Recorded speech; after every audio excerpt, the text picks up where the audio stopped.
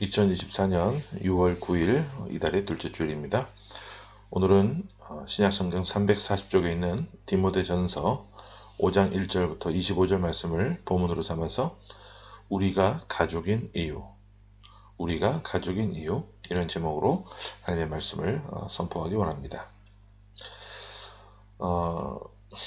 주변에 보게 되면 대를 이어서 기업을 계승하는 그런 사람들의 모습을 보게 됩니다. 도자기를 만드는 그런 분들도 있었고, 또 수제로 만드는 기타를 만드는 그런 일을 하는 아버지의 뒤를 이어서 아들이 또 그 일을 감당하는 그런 모습들 말이죠. 제 3자가 볼 때 그것은 정말 아름답고 부러운 일인데요. 왜냐하면 기업을 계승한다는 것은요, 누구에게나 쉽게 주어지는 특권은 아니기 때문에 그래요. 간혹 교회에 관련된 세습 문제로 세상에서 또 야유를 받고 질타를 받는 교회들의 모습이 있는데, 덩치가 큰 교회에서는 그런 모습들이 있지만 정말 시골에서, 어촌에서, 또 타국에서 어렵게 교회를 개척하고 사역을 해온 아버지의 뒤를 이어서 그 작디 작은 공동체를 또 유지하기 위해 또 아들이 대를 이어서 사역을 감당하는 교회들도 의외로 적지 않게 많이 있는 것을 보게 돼요. 그런 부분에 대해서는 사람들이 질타를 하지 않죠. 고생길이 훤하다. 앞으로 어떻게 이 어려운 일을 잘 극복해 나갈까, 이런 또 염려를 하는 모습을 보게 돼요. 중국에 와서도 제가 아는 분 중에 아들의 교통사고로 그 자식을 먼저 하늘나라 보낸 어느 한 분이 계셨는데, 그 보험사에서 나온 돈을 가지고 중국에 건너오셔서 사역을 하셨던 분이 계세요. 그래서 그분이 또 몇 년 전에 암으로 또 세상을 떠나셨어요.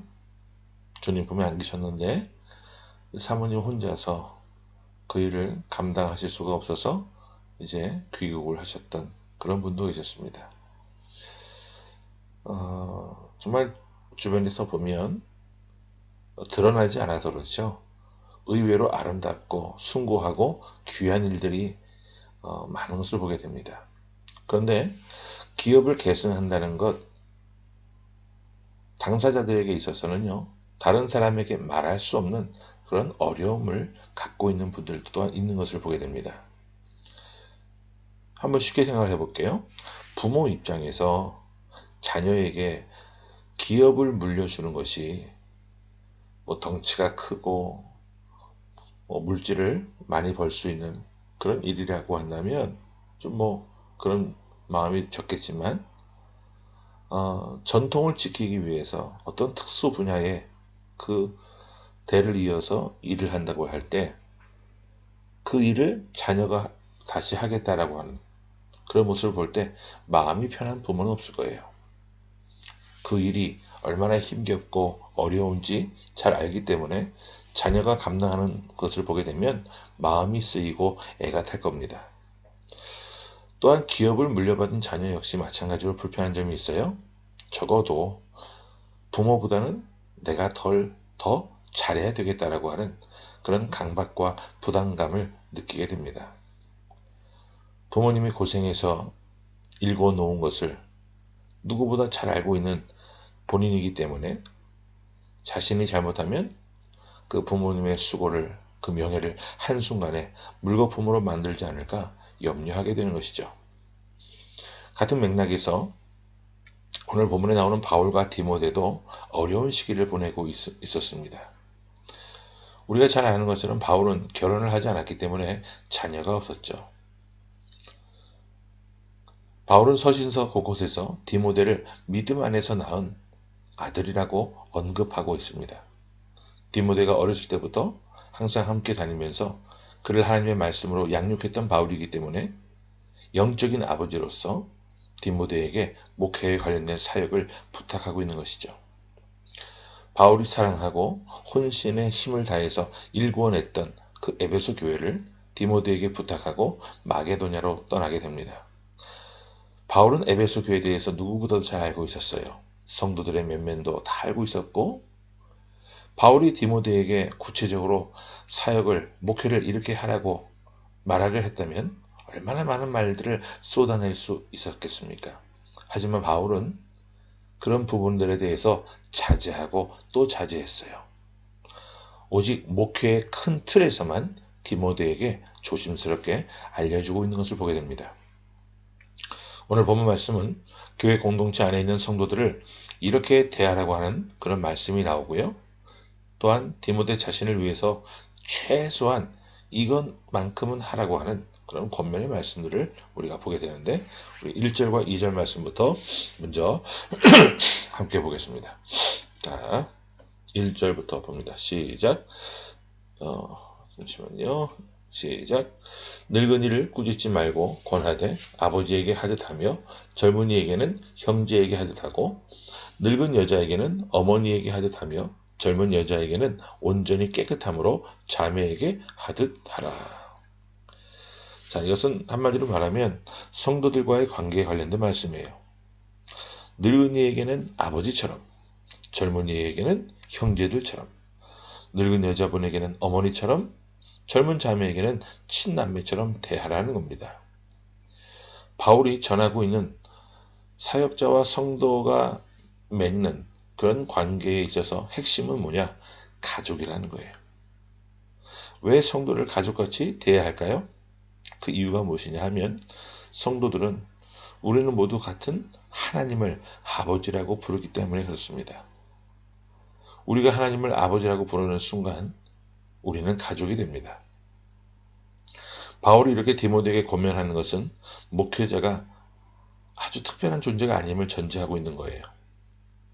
목회자는 성도들처럼 믿음 생활을 함께 해나가는 존재입니다. 어디 가서 군림하는 존재가 아니에요. 목회자도 나름의 훈련과 연단을 통해서 그 자리에 섰기 때문에 어느 정도의 질서는 있어야 되겠지만, 목회자든 성도든 누구나 다 하나님을 아버지라고 부르기 때문에 우리는 가족이 된다는 것이죠. 예수님께서 설교하고 계실 때 예수님의 어머니 마리아와 동생들이 찾아왔던 적이 있었습니다. 그때 우리 주님이 이런 말씀을 하셨죠. 누가 내 어머니이며 누가 내 동생들이냐? 하늘에 계신 아버지의 뜻대로 행하는 자가 내 형제요, 자매요, 어머니라 말씀하셨습니다. 하나님께서 우리에게 주신 이런 모든 말씀대로 행하는 자는 모두 다 하나님의 가족이 된다라고 하는 의미입니다. 이 말씀은 비단 디모데에게만 주신 말씀이 아니라 이 시대를 살아가고 있는 우리에게도 주신 말씀이에요. 우리가 믿음 생활을 하면서 만나고 교제하는 성도들이 있습니다. 이런 모든 관계가 다 하나님 안에서 가족이라는 거예요. 여러분들 가족을 어떻게 대하십니까? 식구 중에 자식이 아프면 모든 일 다 제쳐놓고 돌보고, 급할 때는 업어서라도 응급실을 뛰어가잖아요. 돈이 들어가도 낫게만 해달라고 의사 선생님 만나지 않습니까? 한 발 떨어져서 방치해 놓고 시간이 지나면 낫겠지, 이렇게 생각하는 가족은 아무도 없을 겁니다. 진정 혈연의 가족이라고 한다면 마음을 다해서 간호하고 돌보는 그런 모습을 보게 되는 것이죠. 교회 공동체 내에서도 누군가 아프면 성도들은요, 한 마음이 되어서 그를 위해서 돌보고 또 기도하며 또 섬기는 모습이 있어야 합니다. 가족이 잘 될 때 진심으로 기뻐하지 않아요? 내가 잘 되는 것보다 자녀가 더 잘 되고 가족이 잘 되면 기쁘고 행복합니다. 성도들이 잘 되면 우리 모두가 진심으로 축하해 주는 것이 가족의 도리예요. 가족이 만약에 잘못된 길로 가게 될 때 매서운 회초리로 다시 돌아오도록 권하는 모습이 정상적인 가족의 모습 아니겠습니까? 성도들 중에 누군가가 이단 사상에 빠지거나 잘못된 길로 가게 되면 합심해서 그를 다시 하나님의 말씀 앞에 세워야만 합니다. 바울이 지금 디모데에게 성도들을 가족같이 대하라고 하는 말씀은 바로 이런 의미예요. 자, 바울은 이어서 디모데에게 교회 공동체 내에 있는 그 장로들에 대한 지침을 또 주고 있는데 17절과 18절 말씀을 연이어서 살펴봅니다. 시작. 잘 다스리는 장로들은 배나 존경할 자로 알되 말씀과 가르침에 수고하는 이들에게는 더욱 그리할 것이니라.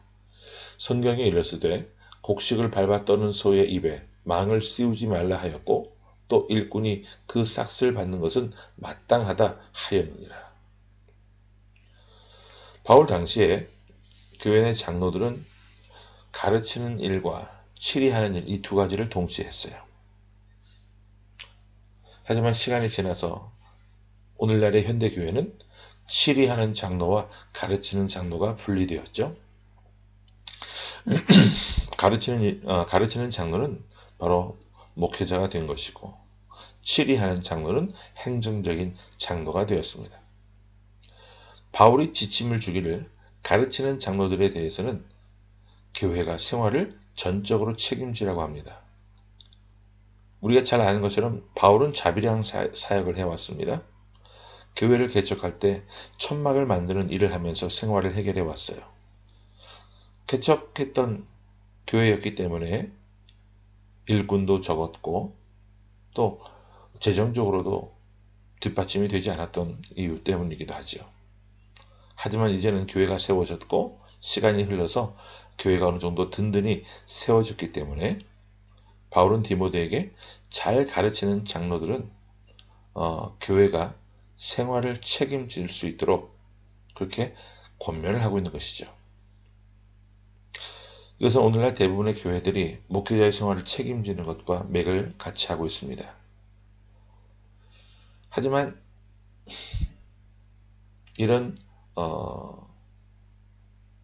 교회의 사역자의 생활비를 책임지는 그런 교회들이 많은 건 아니에요. 수많은 개척 교회들의 목사님들이 지금도 이중직에 때로는 삼중직에 일을 감당하는 분들이 있어요. 청소업에서 또 대리기사 일로, 사모님들은 보험 설계사 일로 그렇게 사역을 감당하기 위해 또 생활비를 벌기 위해서 사역 외적인 일로 또 살아가는 또 일을 해야만 하는 분들도 계십니다. 그 부분에 대해서 누가 뭐라고 어떻게 할 수 있겠어요? 도와주지는 못할 망정 그것을 정죄하고 비난할 수는 없습니다. 저희들도 이곳에 와서 한 달에 한국 돈으로 100만 원도 안 되는 금액으로 내 식구가 수년을 살아왔고 지금도 일절 교회에서 저희가 사례비를 받지 않고 있습니다.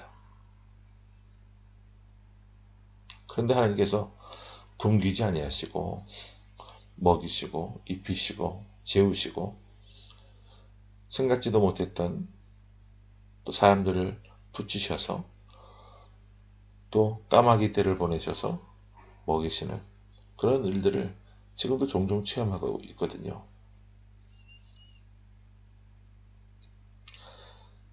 뜻이 있다라고 한다면 이 사역을 계속해서 내가 감당해 나갈 의지가 있고 그것이 하나님의 뜻에 부합된 일이라고 한다면 하나님은 같이 책임지시는 하나님이심을 보게 됩니다. 여러분들이 지금 현재 경제적으로 어렵고 힘든 상황에 놓여 있는 분들이 계신다고 한다면 이 말씀을 꼭 기억하실 수 있기를 바랍니다. 내가 비록 지금은 잠시 힘들고 어렵지만 이것이 하나님의 일에 또 하나님의 일을 감당함에 있어서 부합된 일이라고 한다면 그 힘든 것은 가치 있는 거예요. 견딜 수 있고 극복할 수 있는